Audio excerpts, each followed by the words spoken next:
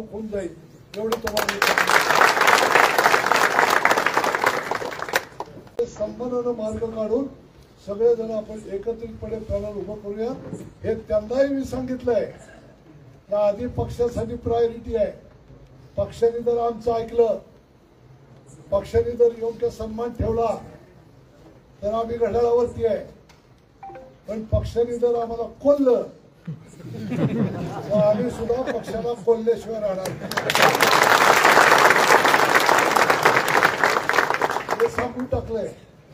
आणि माझा जिल्हाध्यक्षपदाचा राजीनामा हा उद्या मी 17 तारखेला फॉर्म जे शेवटच्या दिवशी भरण्याचा जो दिवस आहे त्या दिवशी त्या दिवशीपर्यंत त्या सगळ्या गोष्टीची वाट बघून मी या ठिकाणी कारण मी जर पक्ष